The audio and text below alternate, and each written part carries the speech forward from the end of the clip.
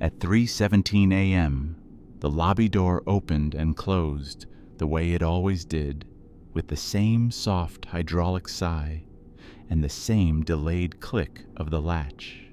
At night, that door always triggered two things. The bell above the frame rang once, and the motion sensor stamped the camera feed with a new event line. It never failed, because the clinic's insurer demanded a record of every entry. This time the door moved, but the bell stayed silent. On the monitor, a man stepped into the waiting room anyway.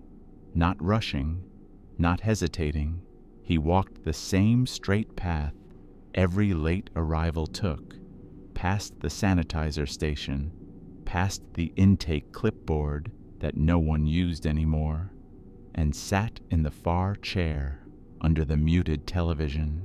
I pulled up the intake screen and waited for the new patient line to appear. Nothing populated, no motion alert, no door log. The system showed an unbroken quiet from 3:06 to 3:28. On the monitor, he looked directly at my desk. Then he raised his hand slightly, as if reminding me I was already late. I assumed the software had stalled. It happened when the network blinked, usually during the backup window. I refreshed the event list, then opened the door sensor panel. The last recorded entry was a nurse at 2:41 a.m. After that, nothing. No new motion. No latch event. The system insisted the lobby had stayed still. On the monitor, the man sat with his hands folded and his head slightly down, like he understood the night routine. He was not scanning the room. He was waiting. That was what felt wrong. Not his presence, but his certainty. I stood and walked to the glass partition, close enough to see my own reflection layered over the waiting room. The far chair was empty. No coat, no shoes under the seat, no movement in the corner of my eye. The air smelled the same, disinfectant and stale coffee. When I sat down again, the monitor showed him in the same chair, same posture. The timestamp still read 3:17 a.m. My first rational thought was a looped feed. Some facilities ran a static overnight image to discourage trouble, but we did not. I opened the second lobby camera, the one angled toward the vending machines. It showed the same waiting room from the side, and it showed him too. Two angles, two separate recordings. Neither one had created an event marker. I zoomed in until his face broke into pixels. The picture was too soft for details, but I could see he was not blinking much. He did not shift his weight or adjust his shoulders the way a tired person does. He looked held in place by patience. I reached for the intercom button we used after hours, then stopped. The speaker popped loudly, and patients slept in the back hall. I did not want my first move to be noise. Instead, I typed a note into the hourly log. 3:17 a.m. Lobby occupant visible. No sensor activity. The cursor blinked. The door chime did not. I tried the simplest mechanical test because mechanics were honest. I opened the lobby door myself and let it swing back on the closer. The bell rang once, sharp and ordinary. On the monitor, a new event line appeared immediately, exactly as expected. Motion stamped, latch confirmed. The system worked when I touched it. I stepped into the waiting room and walked the path the man had taken, tile to tile, listening for the small squeak my shoes made on the waxed floor. The far chair was still empty. I ran my hand along the vinyl seat. Cool, no body heat, no indentation, nothing that suggested someone had just been there. When I returned behind the glass, I watched both camera angles again. The man had not reacted to my door test. He had not turned his head when I crossed the room. He lifted his hand again, the same small motion, like a repeated signal. The time in the corner remained 3:17 a.m., as if the lobby had been fixed inside that minute. I called the nurse on duty and kept my voice level, because the night was a shared space, and panic traveled fast. She answered on the second ring, breath steady, like she had been awake. I told her there was someone in the lobby who was not showing in the system. She said the lobby was empty. I said I could see a man on the cameras. There was a pause. Then she asked what he looked like. I described the outline, the chair, the way he sat. She listened without interrupting, then said she would come up and confirm. A minute later, her badge opened the triage hallway door on my screen. That event logged normally. Green text, proper timestamp, the ordinary truth I wanted back. She entered the waiting room and walked straight to the far chair. She stopped at the empty seat and turned toward my window, eyebrows raised, asking without words. On my monitor, the man sat less than a foot from her, still waiting. The nurse came through the inner door and leaned over my shoulder, so we were looking at the same pixels. She said the chair was empty in front of her. I said it was not empty on my screen. We watched the feed together, close enough to see the compression smear around moving edges. She asked me to pull the recording. I scrubbed backward 1 minute, then forward. The man's motion stayed smooth. The door moved. He walked in. He sat. No jump cuts, no missing frames, only the system's refusal to admit it had happened. I opened the access dashboard and searched for any door activity at 3:17 a.m. Nothing. The software insisted the clinic had been sealed. The nurse tapped the counter once. A small sound. Then she went back into the waiting room and stood under the camera, raising both hands so I could see her. Her movement registered immediately. The timestamp stayed 3:17 a.m. My desktop clock said 3:24 a.m. The analog clock above the printer agreed, its second hand making a patient, ordinary circle. The camera overlay, though, still read 3:17 a.m., as if the lobby existed in a different minute than the desk. I switched the feed to low latency mode, then to the backup server. Same image, same time. The nurse walked to the far chair and pointed at empty vinyl, then turned and shook her head at me. She was not playing. She looked tired and irritated, the way you look when something wastes your attention. On the monitor, the man stood up for the first time. He rose carefully, like his joints were stiff, and began walking toward the glass partition. I lifted my eyes to the waiting room beyond the window. Nothing moved. The chair stayed empty. The lights stayed steady. On the screen, he kept getting closer anyway. I kept my hands flat on the counter, palms down, the way you do when you want your body to stay honest. The nurse stayed in the lobby, watching an empty space. On my monitor, the man reached the glass and stopped directly opposite the desk. His face was still too soft to read, but I could see his mouth move once, like he spoke a short sentence into the quiet. No sound reached me. The lobby remained silent. Then the intake printer beside my knee woke up and whirred, a sound it only made when a chart was created. I had not touched the keyboard. The nurse was nowhere near the workstation. The paper slid out and stopped, warm under my fingers. In the name field was a full name, properly capitalized. In the date of birth field were zeros, as if the system could not decide. In the insurance field, it read self-pay. The appointment time printed as 3:17 a.m. I typed the printed name into the patient search. No matches. I entered it again, slower, checking each letter against the paper. Still nothing. The chart number field on the page was blank, which was not supposed to be possible. Our software generated an ID before it printed anything. I tried to cancel the intake. The button grayed out, then returned unchanged.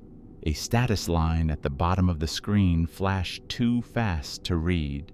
My log cursor jumped one line down by itself. The nurse came back through the triage door and read the page in my hand. She did not ask who printed it.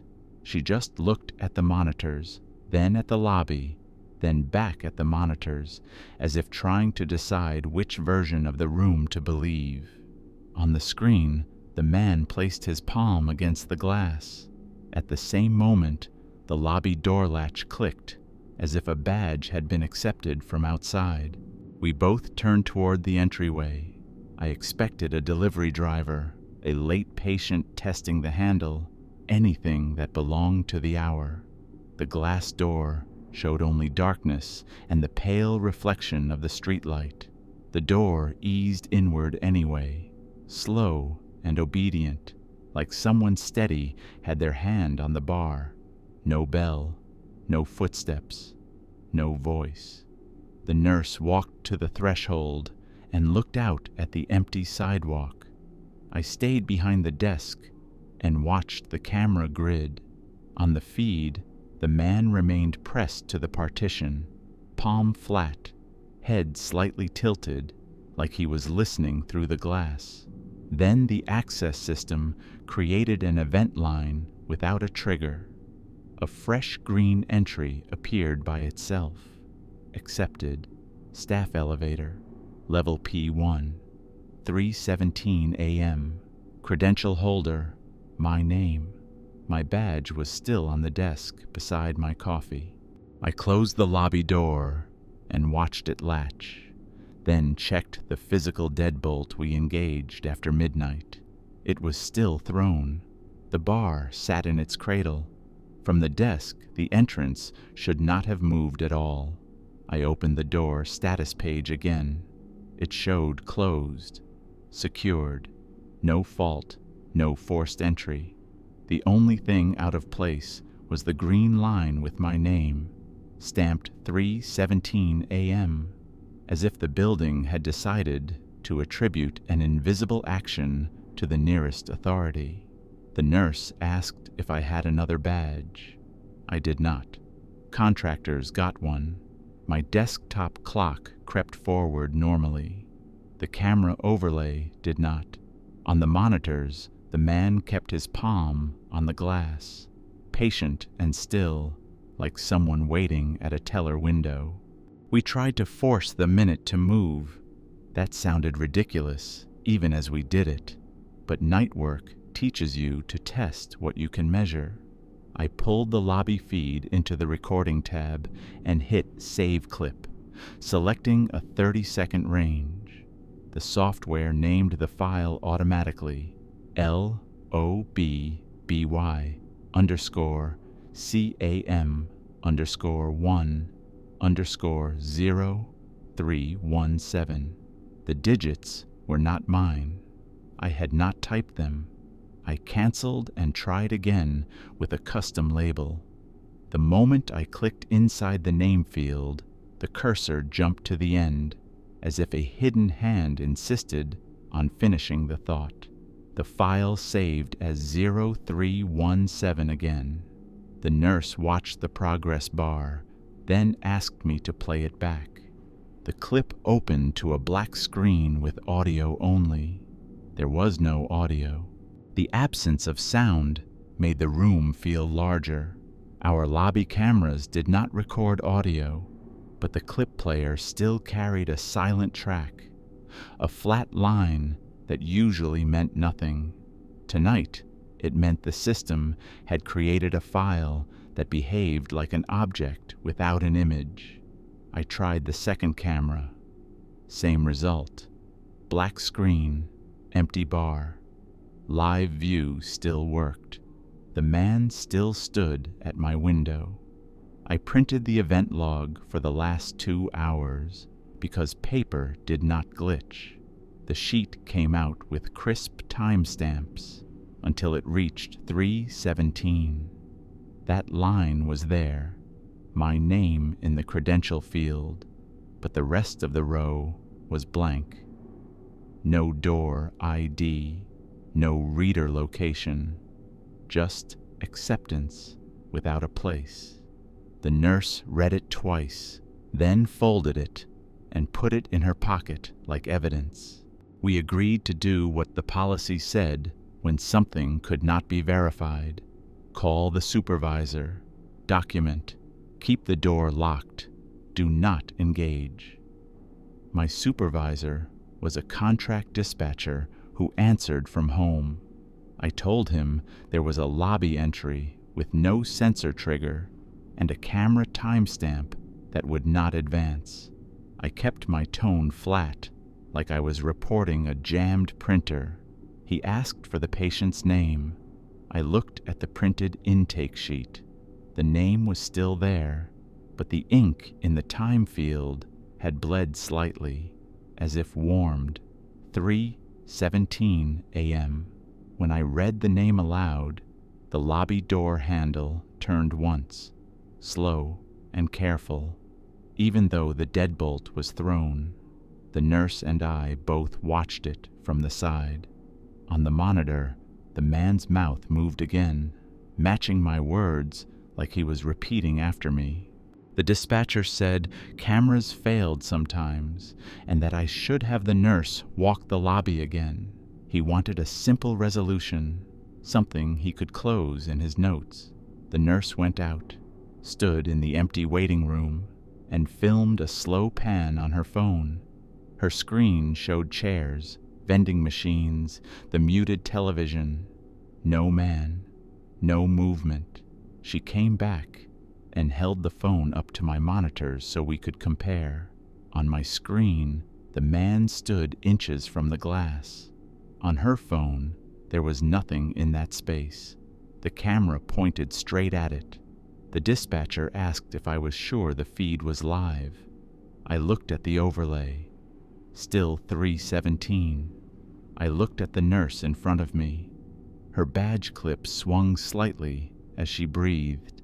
On the monitor, her badge clip did not move at all. I ended the call and wrote a short incident line in the log, because that was the only action that still felt normal. As I typed, the software began to predict my words in a way it never had.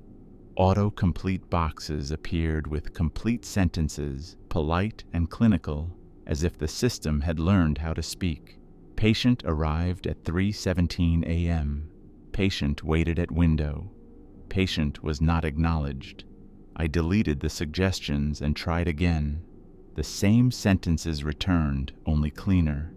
Each time I erased them, they reappeared as soon as I hit the next key, insisting on a narrative I had not chosen. The nurse asked if we should call police. I said we had no verified trespasser, no proof in the log, no proof on paper that pointed to a door. On the monitor, the man lifted his palm off the glass and placed it down again, once, like a quiet knock. At 3:31 a.m., the triage phone rang from the back hallway, the line reserved for ambulances. The nurse answered and listened without speaking, then covered the receiver and looked at me. She said dispatch had a patient en route, male, walk-in refusal, no ID. The address on the call matched our clinic. The caller had insisted he was already inside. The nurse asked for a description. The dispatcher read one. Dark jacket, hands folded, waiting room, far chair. We did not tell them what we were seeing. We did not know how to explain that we were watching the same description on a monitor with a frozen timestamp. While the nurse spoke, my intake printer fed another sheet through without warning. This one was a discharge summary. Appointment time, 3:17 a.m. Status, seen. No one had seen him. The back hall was quiet. The exam rooms were occupied only by sleep and paperwork. Yet the printer produced a document with signature fields, medication lines, and a blank diagnosis code, as if the system had completed an encounter without a body. The nurse read the header and turned it over, checking for another page. There was none. She held it up to the light, as if it might be a prank printed on old stock. It was our paper, our watermark. I walked to the staff elevator and pressed the call button. The light came on. The doors did not open. I pressed again. Nothing changed. Behind me, the monitors made a soft click as the grid refreshed. For the first time, the timestamp advanced. 3:18 a.m. The man was no longer at the glass. He was seated behind my desk. I did not turn fast. Fast felt like an invitation. I kept my eyes on the monitors while my hands moved slowly to the edge of the counter. The chair behind me creaked the way it always did when I shifted my weight. The nurse was beside the triage door, frozen in a posture that looked like listening. Her eyes were on the space behind me, not on the screens. On the monitor, the desk camera showed the back of my own head and shoulders, and across from me, in the visitor chair we never used, a man sat with his hands folded. The angle made it clear the chair was within arm's reach of my keyboard. In the live room, I could feel nothing behind me but air conditioning. The desk phone lit up once, as if someone had dialed an internal extension, caller ID 0317. I let the phone ring twice before I answered, because I needed to see whether my hand would obey me. I lifted the receiver and said the clinic name the way I always did. My voice sounded normal in my own ears. For a moment, there was only the soft electrical hush of an open line.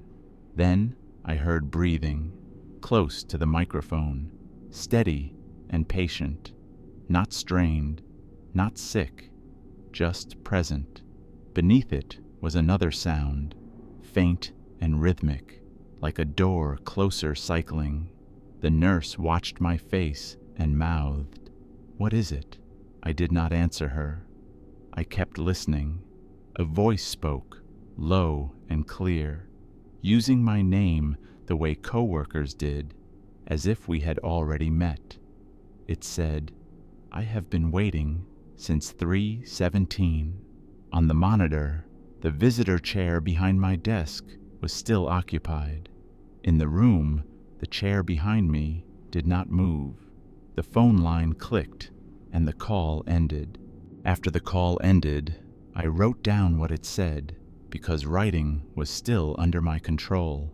I kept the sentence plain. Caller stated, "I have been waiting since 3:17 a.m.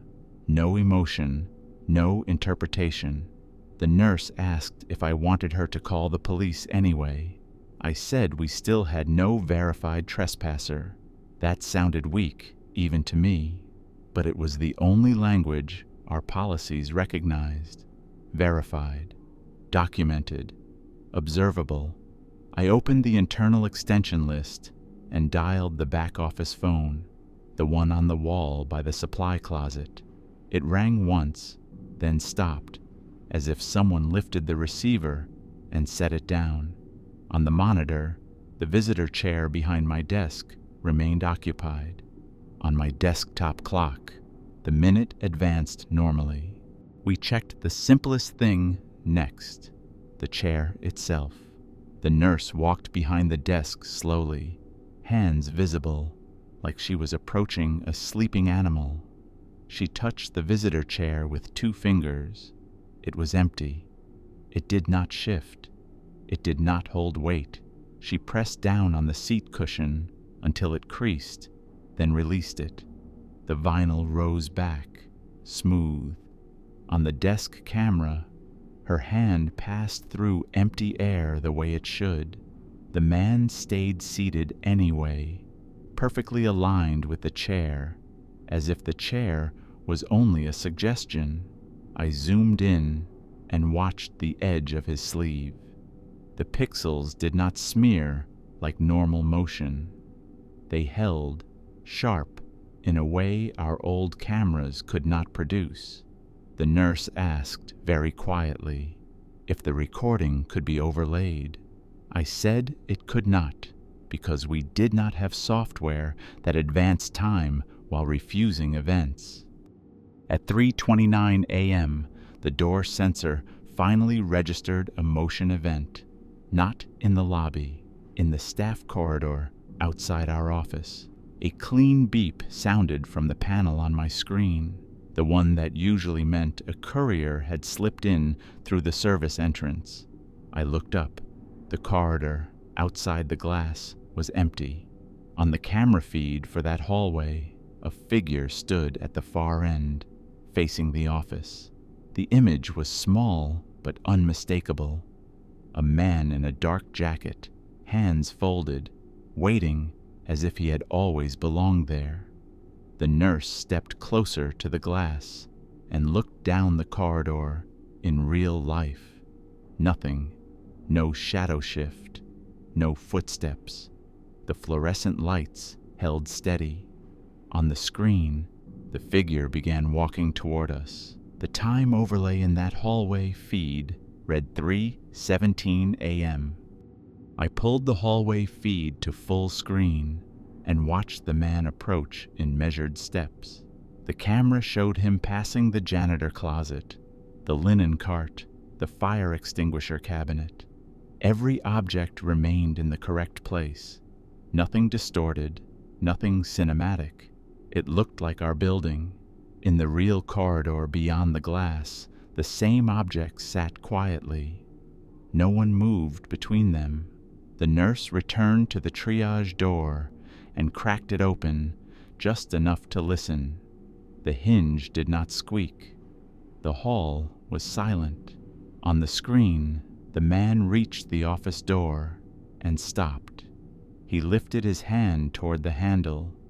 The physical door in front of us stayed closed, its metal push bar unmoving.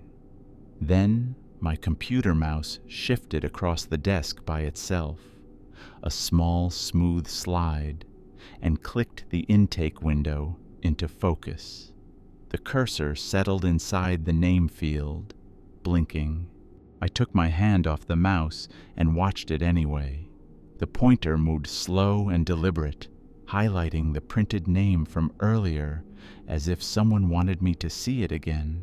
Then it backspaced one letter at a time, clearing the field. A new name appeared, typed at a steady rhythm, not fast, not hesitant, like a person who did not need to look at the keyboard. It typed my first name, then my last. The nurse leaned in, reading over my shoulder, and I could feel her trying not to react. She asked if I was doing it. I said I was not. The cursor moved to date of birth and entered a sequence that matched mine. Month, day, year, accurate down to the last digit. When it reached the insurance field, it paused. Then it selected self-pay, as if it already knew the outcome. I pulled the network cable from the back of the monitor because even a bad idea feels better than none. The screen froze for half a second, then refreshed anyway. The camera grid stayed live. The intake form stayed open. The cursor blinked. The nurse asked how that was possible. I said the cameras had a local recorder. I did not mention the fact that the intake software did not. She suggested we shut the system down. I hit the power button on the desktop and held it until my fingertip warmed. The tower light went dark. The screen did not. It displayed a plain confirmation box, centered, the kind you see when you try to exit a program. The text was short and clinical. Confirm patient check-in at 3:17 a.m. 2 buttons below it, yes and no. The cursor hovered over yes, waiting. I clicked no. The box vanished. For one breath, the intake screen cleared, and I thought the building might accept refusal. Then the printer started again. It produced a wristband label, the kind we used for overnight patients who were too tired to answer the same questions twice. The adhesive strip peeled slightly at one corner, warm and fresh. On it was my full name, printed cleanly. Beneath it, a barcode. Beneath that, one line of text. Arrival 0317. The nurse held the label at arm's length, like it was contaminated. She asked if my supervisor could come in person. I said he lived 40 minutes away. That was a normal fact, and it sounded strange in the room. On the desk camera, the visitor chair occupant turned his head slightly toward the wristband. The nurse decided to do something concrete. She went to the supply cabinet and returned with a roll of red biohazard tape, not because it was the right tape, but because it was visible. She tore off 2 strips and placed them across the staff office door, forming an X over the push bar. She said, "If anyone opens this, we will know." I nodded and watched her hands. The tape adhered cleanly. The edges lay flat. The door remained closed. On the hallway camera, the man stood outside that same door and raised his hand to the bar. The door, in real life, did not move. On the monitor, the tape was not there at all. The door looked bare, like she had never touched it. The man pushed the bar and stepped into the office on screen. The empty air behind me cooled, as if someone had entered the room. I kept my eyes on the desk camera, because looking at nothing felt worse than looking at pixels.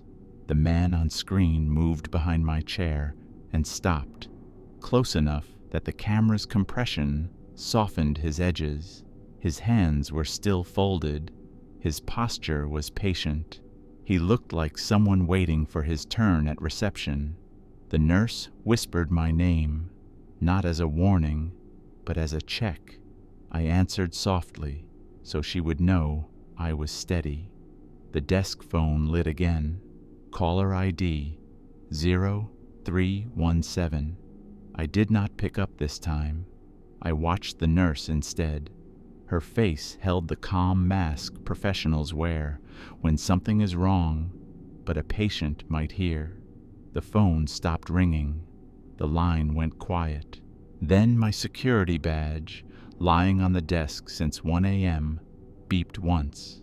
A small green LED on its face blinked like it had just been scanned. I lifted the badge with 2 fingers and turned it over, checking for damage, for moisture, for any cheap reason. The plastic was dry. The lanyard was still looped around my pen. Nothing about it suggested it could act on its own. On the access screen, a new event line appeared without a reader location. It showed my badge number and a status I had never seen in our system. Credential transferred. Transferred to what was not specified. The nurse asked me to step away from the desk. I did, slowly, and stood beside her near the triage door, keeping my hands visible, my breathing steady. On the monitors, the man moved into my seat behind the glass partition and faced the waiting room like he belonged there. The time overlay in the lobby feed returned to 3:17, and on the intake screen, the cursor blinked in the signature field, ready for my name. We did what we could without making noise. The nurse locked the triage door and pulled the blinds on the glass partition halfway down, not to hide, but to narrow what the camera could see. I moved the clipboard and my coffee off the desk, as if clearing a workspace would change who owned it. On the monitors, none of it mattered. The man sat in my chair, hands folded, posture correct, facing forward like a trained receptionist. He did not look around. He did not test anything. He waited for the next step in a routine only he understood. My phone buzzed once in my pocket. No ringtone, no vibration pattern I recognized. I took it out and saw a notification from the clinic system, which should not have been linked to my personal device. Check-in complete. 3:17. No patient name, just completion. The nurse asked me to turn the phone off. I did, and the screen went black. A second later, it lit up again on its own, showing the same notification, as if the device refused the concept of silence. We needed a third person, someone outside our closed loop. The nurse called the on-call physician in back, a man who slept in a recliner between cases. She told him there was an access problem and that we needed him at the front desk. She did not describe the monitors. She kept it procedural. He arrived 3 minutes later, hair flattened, white coat half on, eyes still adjusted to sleep. He looked into the empty waiting room through the glass and saw nothing. Then he looked at the monitors. He did not ask what it was. He asked what time it was. I said 3:34. He said no, for that room. We showed him the frozen overlay. Lobby feed, 3:17. Hall feed, 3:17. Desk feed, no time at all. Just an image that behaved like live video without any record attached. The doctor leaned closer, studying the man in my chair as if he were reading a chart. He asked me to rewind. I told him the clips saved black. I told him the event log printed blank at the location field. I said it the way you describe a broken instrument. He nodded once, as if accepting a limitation. He asked the nurse to check the electronic medical record for any new visit. She did. A new chart existed. It was not in the patient list. It was not in the billing queue. It was in a category we did not use. Status, active encounter. Provider assigned, his name. Start time, 3:17. The doctor stared at that line longer than he should have, then said, I did not open anything. He walked to the waiting room and stood where the man should have been, directly in front of the glass. He spoke in a quiet, professional voice, the one meant to calm anxious people. Hello. If you need help, please come to the desk. The empty room did not respond. On the monitor, the man behind the desk lifted his head and looked at the doctor with a slow, attentive focus. Then he turned the computer screen slightly, as if presenting it for signature. The doctor came back behind the triage door and asked me to print the chart. I said it would not print as a normal encounter. It only printed summaries and wristbands.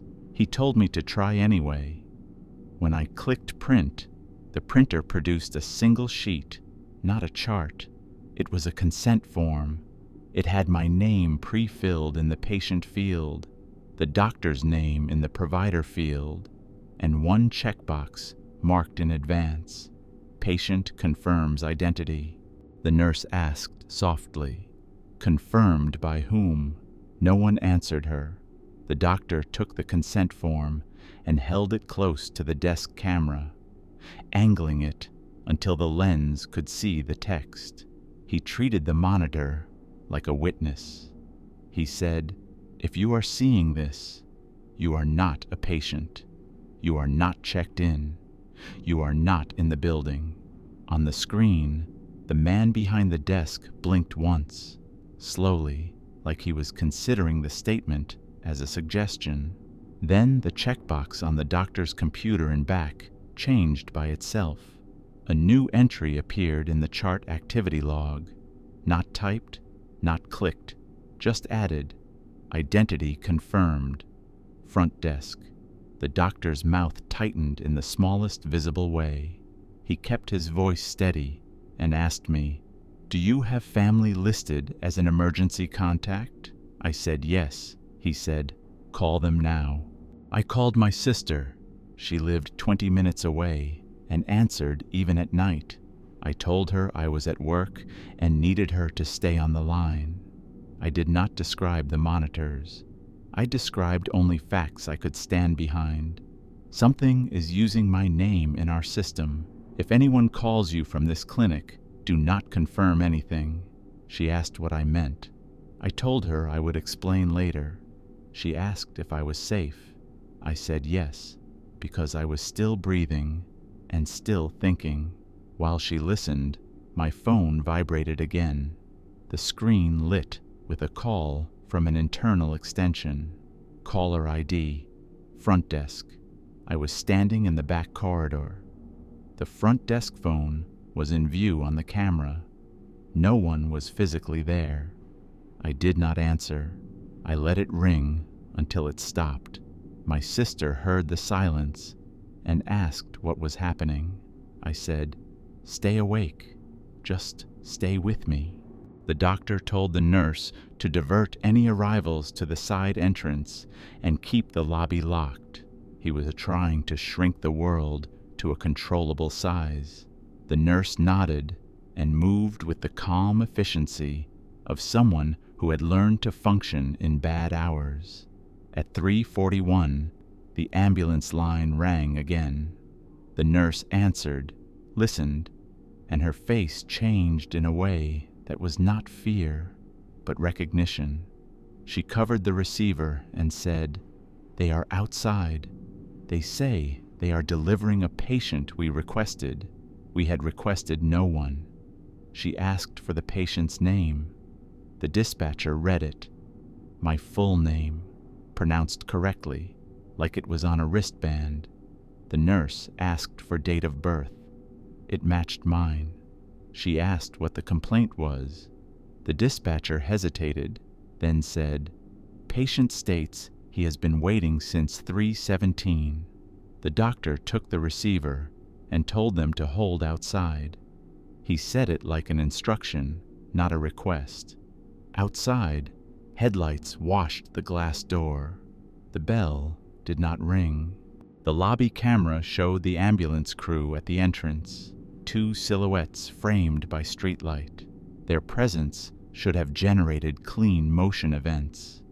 It did not. The overlay remained 3:17. The system refused to acknowledge them too, as if the minute had become a filter and everything outside it no longer counted. Then the lobby door opened from the inside. On camera, the man behind my desk stood up, walked around the counter, and unbolted the door with practiced motions. He pulled it wide and stepped back, offering the crew a clear path. In the real lobby, we heard nothing. No latch, no bolt slide, no footstep. The doctor looked at the physical door through the triage window and saw it was still closed, deadbolt thrown, bar secured. On the monitor, the door was open anyway. The ambulance crew stepped into the waiting room and vanished from the feed as if they had crossed a threshold the camera could not hold. The lobby feed did not cut. It stayed live, still stamped 3:17, still showing chairs and vending machines, but the space where the crew had walked became empty again, too quickly, like a scene after actors leave the frame. A new status line appeared on the clinic system, not on the cameras. It popped up on the doctor's workstation and back, then on mine, then on the nurse's tablet. Patient transferred. Exam 3. Exam 3 was empty. Its door was locked. The light was off. The nurse and doctor walked down the hall together, not rushing, not whispering, moving like professionals making a round. I followed behind, phone pressed to my ear with my sister still on the line. When we reached Exam 3, the door handle was warm, as if a hand had just held it. The doctor unlocked it and opened the door. The room was empty. On the wall monitor inside, the clock read 3:17. The doctor stood at the doorway and looked at the wall clock, as if time were a symptom. He reached up and turned it slightly, checking the battery compartment. The second hand kept moving, but it moved in a short loop, returning to the same position again and again, never completing a full circle. The nurse checked the bed, the cabinets, the bathroom. Nothing. No patient, no crew, no equipment moved. On the exam room computer, the active chart was open. The cursor blinked in a field labeled Patient Statement. Beneath it, a sentence began typing by itself, slow and steady. I have been waiting since 3:17.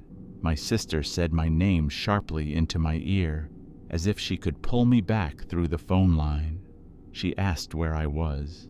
I told her I was in Exam 3, and my voice sounded too normal for what I was describing.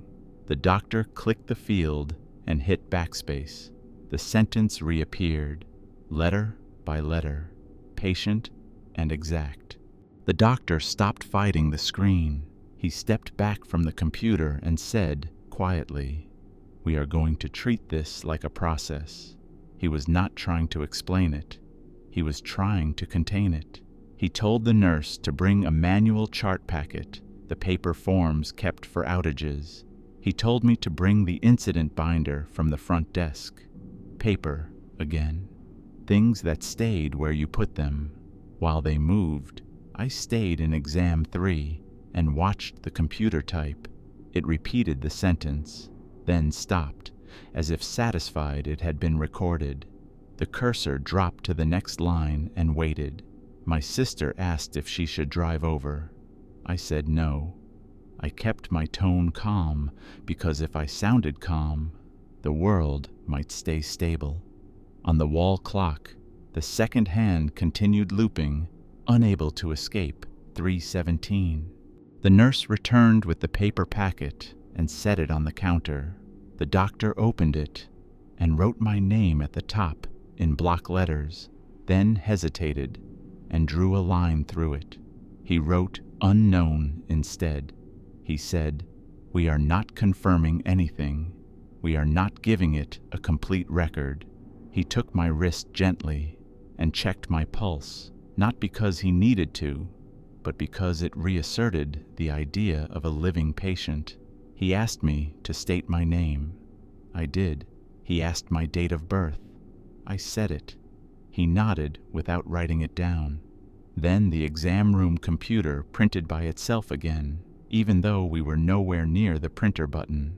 A page slid out in the hallway tray, and the nurse brought it in. It was a discharge order. The provider's signature line showed the doctor's name already typed. The patient's signature line showed mine.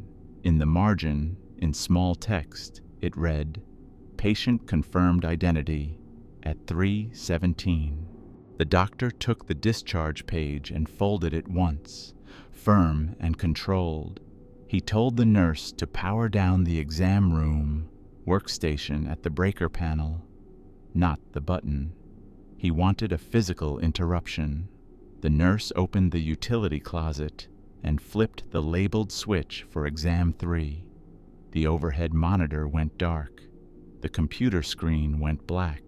The room felt calmer for one breath, like a noise had stopped. Then the wall clock reset itself to 3:17 exactly. the digits snapping into alignment without a blink.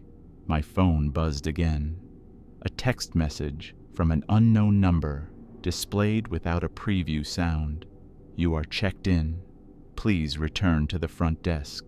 My sister heard the faint vibration and asked what that was. I told her, still calm, that I was getting automated system messages. Outside exam 3, the hallway camera beeped with a new event. ID accepted.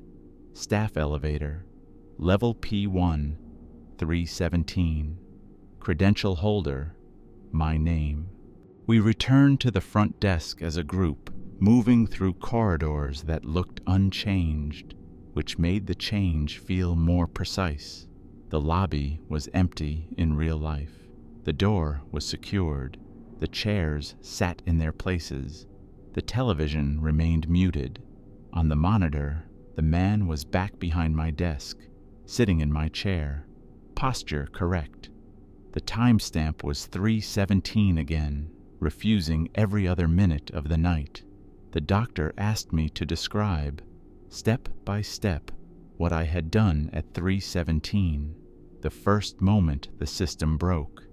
I said I had been seated, watching the camera grid, writing the hourly log. Nothing unusual, until the door moved without an event. He asked where my badge was then. I pointed to the desk drawer. I had put it there earlier, out of sight, as if hiding it made it less usable. The nurse opened the drawer. It was empty. On the monitor, the man lifted my badge by its lanyard and held it up, showing it to the camera like an ID. The doctor did not raise his voice. He said, "That badge is not here." He said it like a medical fact.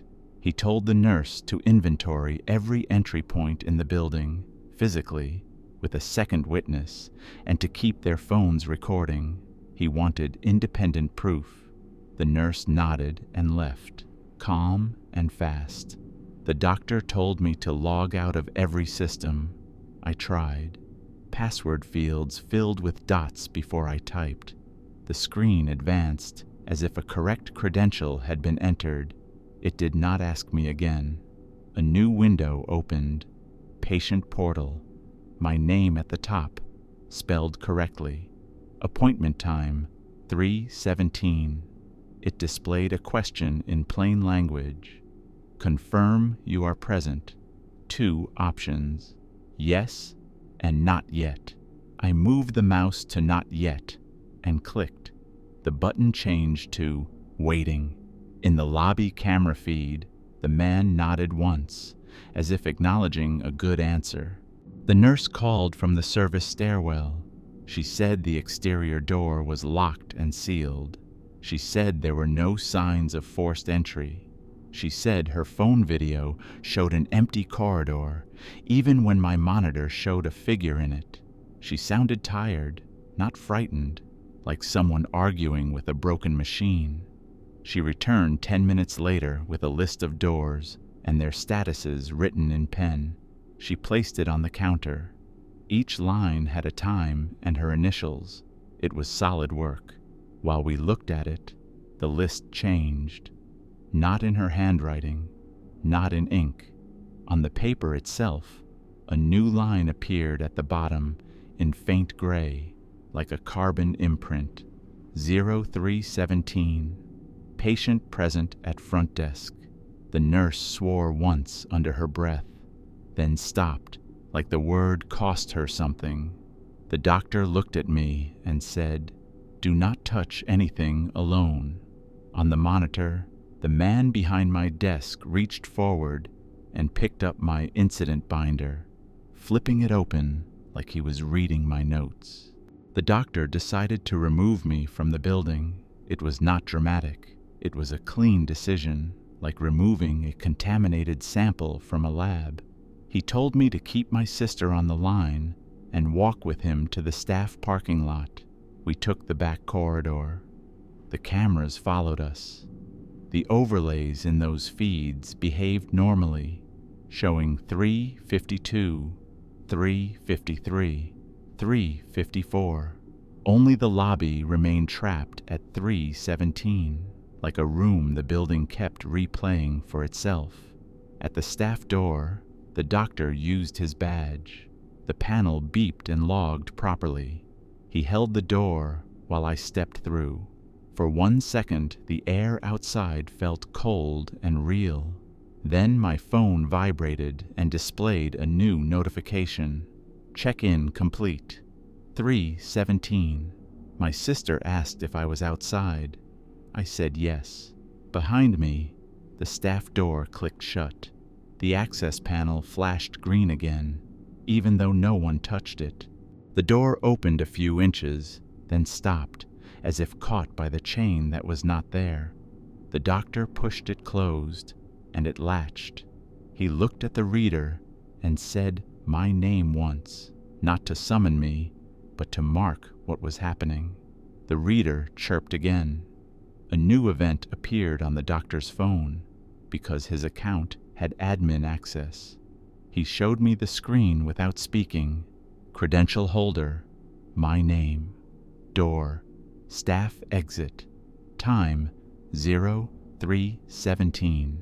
The doctor said, "Your credential is moving." He said it in the same tone he would use for blood pressure. My sister said, "What is he saying?" And I told her we were having an access control glitch. The doctor asked me where I lived. I told him. He asked if anyone else had my keys. I said no. He nodded once and said, "Then do not go home yet." We walked to his car, not mine. He did not want my vehicle on any camera feed tied to my badge.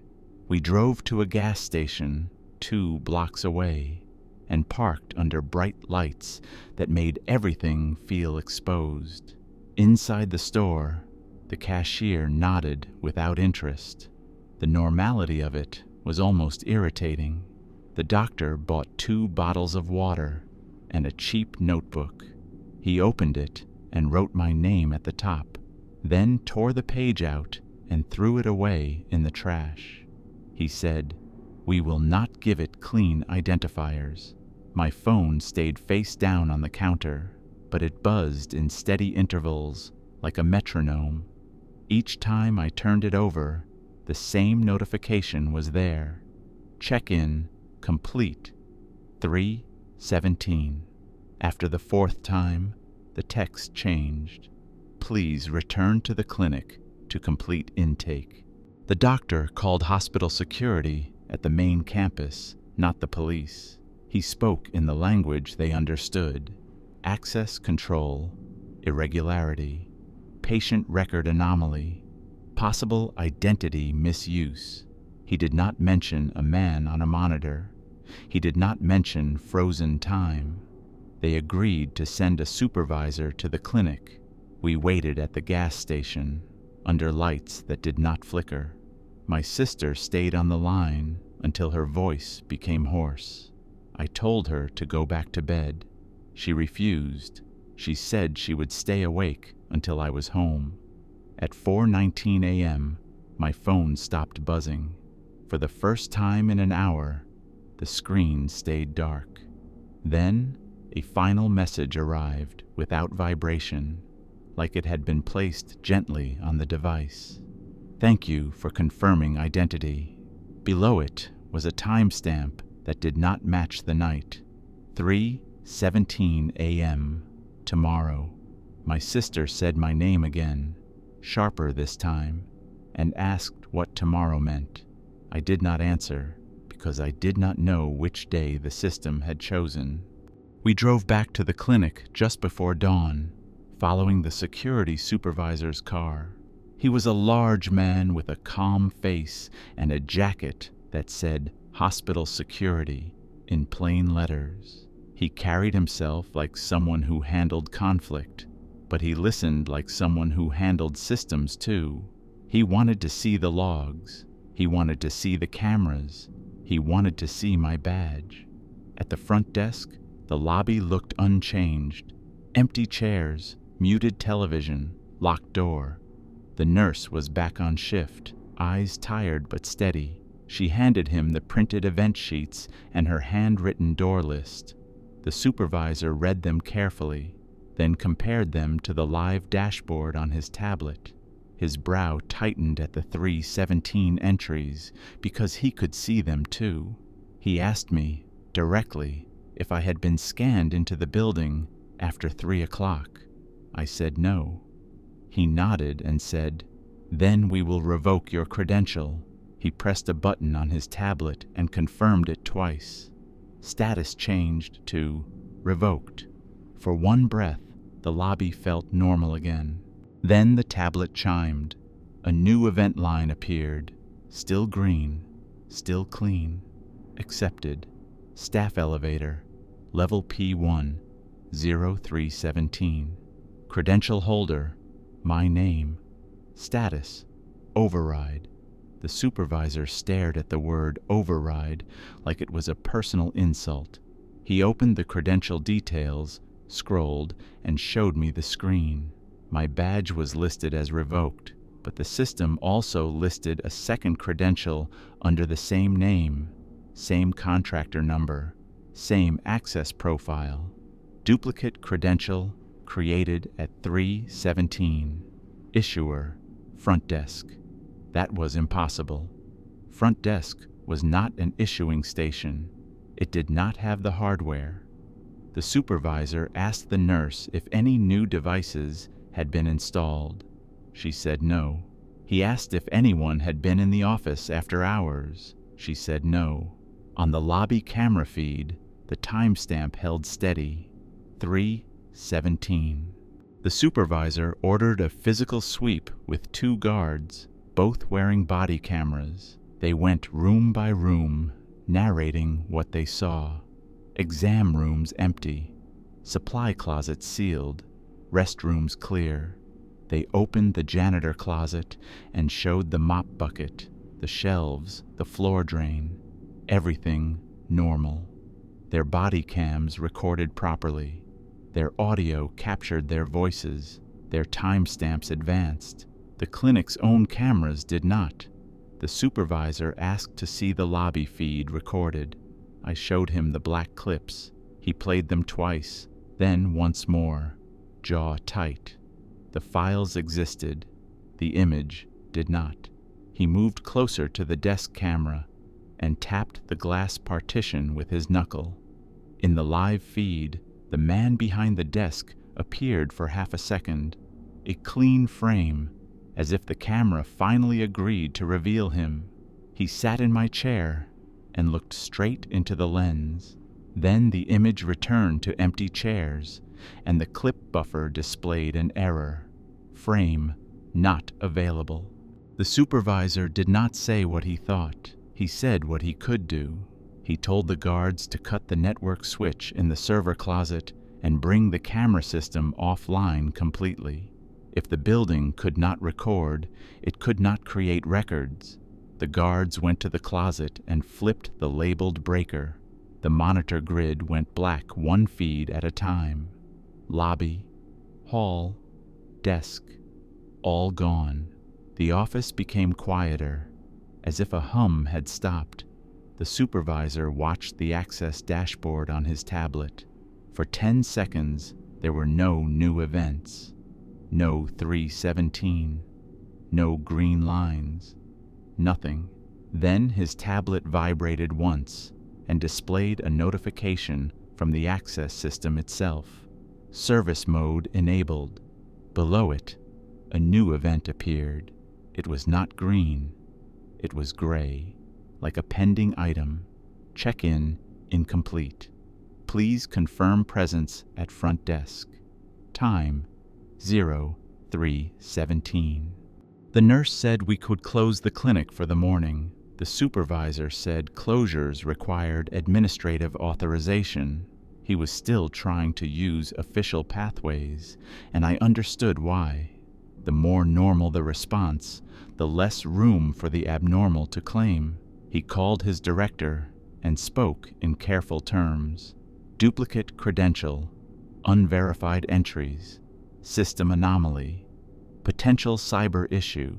He did not mention a man on a feed. While he talked, the front desk phone rang.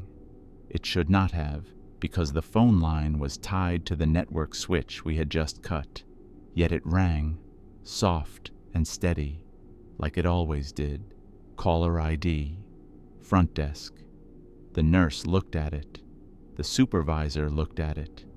No one moved. The phone rang until the fourth cycle, then stopped.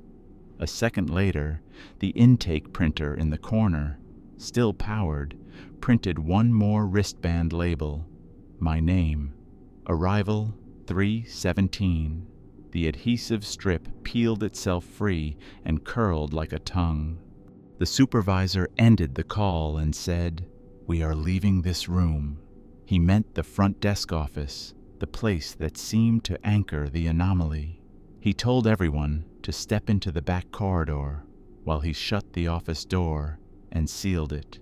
He placed 2 strips of evidence tape across the frame and signed them, then took a photo with his tablet. The tape sat flat. The ink was fresh. The door was closed. He said, "If anything opens this, we will have it on camera." We stood in the back corridor and listened. The building hummed. The air handler cycled. Dawn light crept in through a frosted window. Everything normal.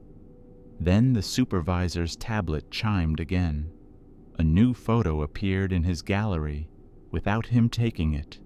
It showed the front desk office from inside. The evidence tape lay torn on the floor like dropped ribbons, and behind the desk, in my chair, a man sat with his hands folded, looking at the closed door as if waiting for it to open. Timestamp on the image, 3:17. No one spoke for a moment. The supervisor deleted the photo. It returned to the gallery 2 seconds later, identical. He turned his tablet off. The screen went dark, then lit up again, showing the same image as the lock screen background. He held the device away from his body like it was hot. The nurse suggested we physically remove the printer, the phones, anything that could generate paper or calls. The supervisor agreed. He sent one guard to unplug the printer and carry it to the loading dock. The guard returned with an empty hand. He said the printer was still in the office, but when he reached for the plug, the office door opened a few inches against the evidence tape and stopped, like it was pushing back gently. He said he could see the desk through the gap, and he could see someone seated there. He said the chair was facing the door. He said the man was wearing his body cam on his own chest. That detail broke the supervisor's calm for the first time. He asked the guard to show him his body cam footage. The guard tapped the device. It recorded. It played.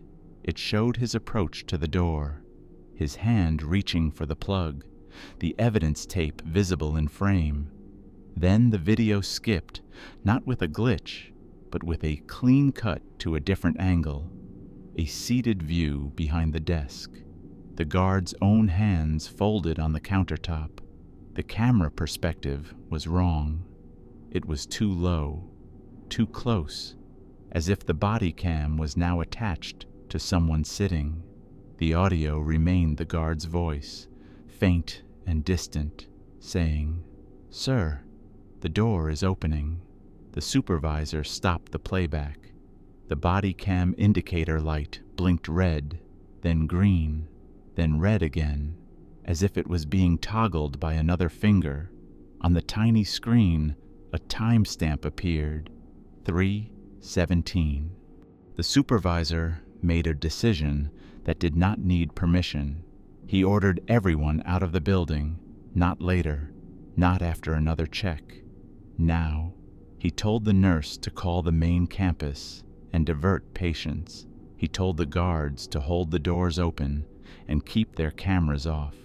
We left through the side entrance. Morning air hit my face and felt clean, like water. In the parking lot, My sister's car pulled in fast and stopped hard. She had driven anyway. She got out and hugged me without asking for details. Her hands were warm and real. The supervisor stood with his radio pressed to his shoulder, giving short instructions.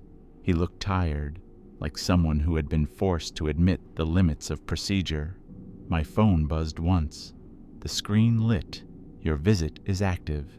Please return to complete intake. Below it, a new line, smaller text. Emergency contact notified. My sister's phone rang at the same moment. Caller ID. Front desk. My sister stared at her screen. I watched her thumb hover over decline. The supervisor looked up sharply and asked what number it was. She showed him without speaking. He told her not to answer. He told her to block it. She did. The phone stopped ringing. Then it rang again, from a different number. Same caller name. Front desk. She blocked that too. It rang again. The supervisor stepped closer and asked very calmly if she had ever been to the clinic. She said no. She had never been in that building. She had never checked in. Her phone buzzed with a text message. We have your brother. Please confirm identity. I looked at my own phone. The same text sat there, same punctuation, same phrasing, like a form letter. The supervisor said, do not reply. Do not confirm anything. Behind us, through the clinic's front glass, the lobby lights were still on, and in the reflection, where no person stood, I could see a figure seated at the desk, waiting in a posture I recognized as my own. We left the parking lot without discussing it, because discussion gave it shape. The supervisor drove behind us to the main campus security office, a place with thick walls and radios that belonged to daylight. He wanted my sister and me inside a system that had its own logs. In the security office, he had us sit under a camera that recorded locally, not through the clinic network. He placed my revoked badge in a sealed evidence bag on the table between us and wrote the time in pen. He said, if anything tries to use this now, we will see the attempt. He opened his laptop and pulled the access dashboard. At first, it showed my credential as revoked. No movement, no entries. His shoulders lowered slightly, as if the night might finally release us. Then the screen refreshed and produced a new line. Accepted. Staff elevator. Level P1. 0317. Credential holder. My name. Credential source. Offsite. He looked at me once, then at the sealed bag, then back to the screen. The badge in the bag stayed still. The supervisor called IT, not emergency dispatch. He asked for a full credential audit and a remote lockout of my identity profile.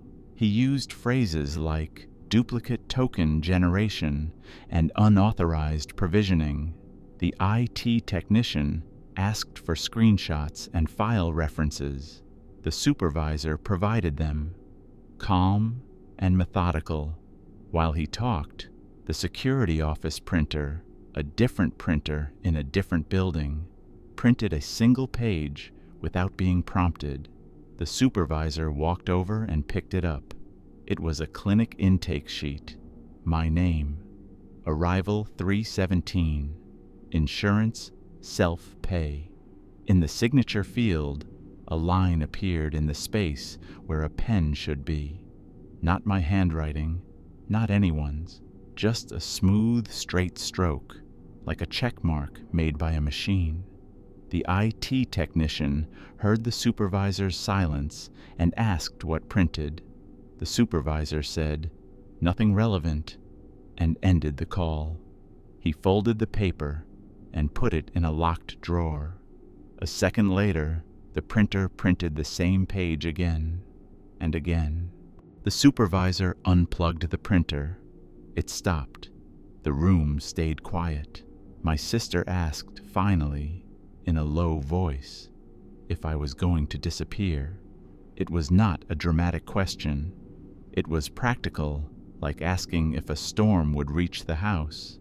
I said I did not know. I said I had been at work.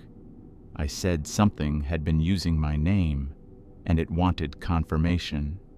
I kept the language flat, because if I described feelings, the situation would become personal, and I needed it to stay procedural. The supervisor slid a legal pad toward me and said, "Write a statement. Do not say who you are. Do not sign. Do not confirm. Just facts." I wrote, "Night receptionist. Urgent care. First anomaly at 3:17. Cameras showed occupant. Systems did not log entry. The moment I wrote 3:17, the pen stopped making ink. The ballpoint still moved, but the line vanished, as if the page refused that number. I tried a different pen. Same result. Words wrote fine until I reached the minute. Each time I formed the 0, the ink lifted off the paper like it was being erased at the moment of contact. The supervisor watched closely, then took the pad and wrote 0317 himself. His ink disappeared too. He tore off the page and held it up to the overhead security camera, as if insisting the room witness the absence. The camera light stayed on. The local recorder continued. The page looked blank. My phone buzzed once. A message. Last chance to confirm identity. The supervisor took my phone and placed it face down in a metal drawer. The drawer shut. The phone buzzed again, muffled. My sister's phone buzzed too. Same message. She asked if she could turn her phone off. The supervisor said yes, but told her to remove the battery if possible. Her phone did not have a removable battery. She powered it down anyway. It powered back on by itself. The supervisor decided to remove us from electronics entirely. He took our phones, sealed them in evidence bags, and placed them in a locker. He wrote a locker number on a card and handed it to me without saying my name.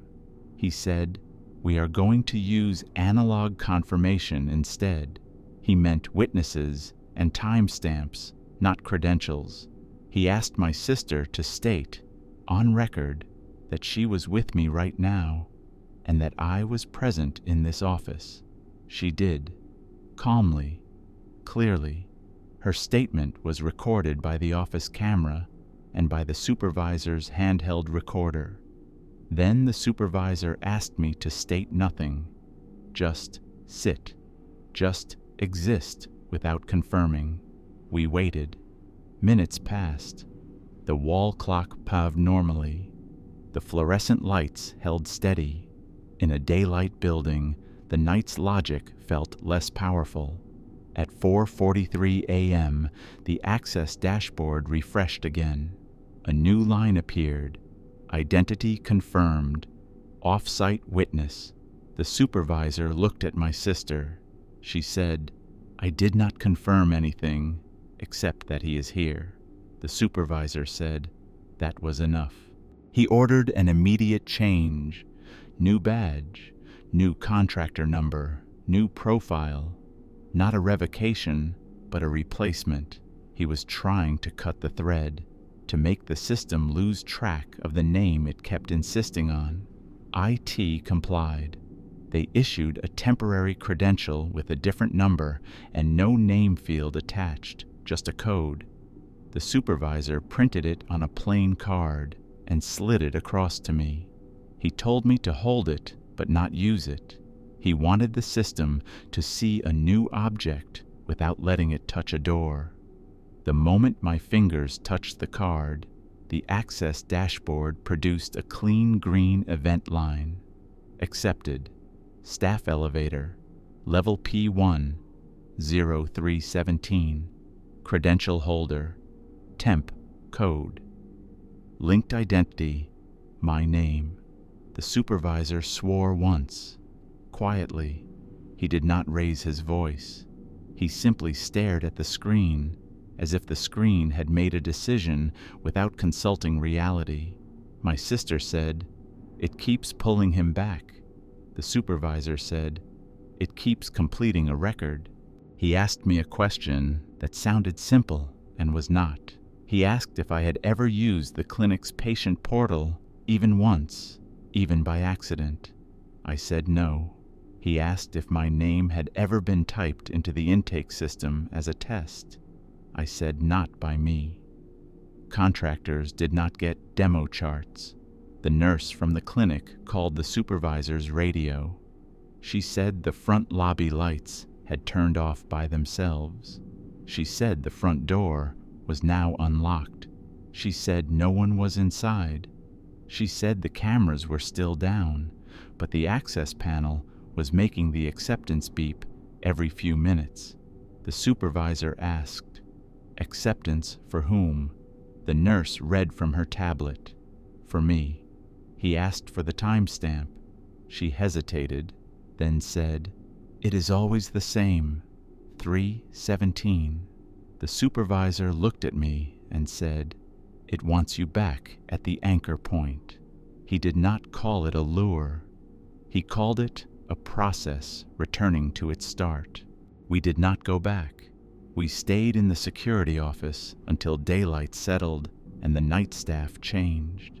The supervisor filed reports that used safe words: anomalous credential activity, unauthorized duplicate profile, network irregularity. He attached photos, printed logs, and the fact that ink refused to write a specific minute. None of it explained anything. It only described the shape of it. At noon, he drove my sister and me to my apartment building and stood in the hallway with us while I unlocked my door with a physical key. He watched my hands. He watched the lock. He wanted normal mechanics again. Inside, my apartment looked unchanged. My kitchen clock blinked 12 o'clock because it had been unplugged months ago, and I never reset it. It was an old, harmless habit. My sister asked if we should fix it. I said no.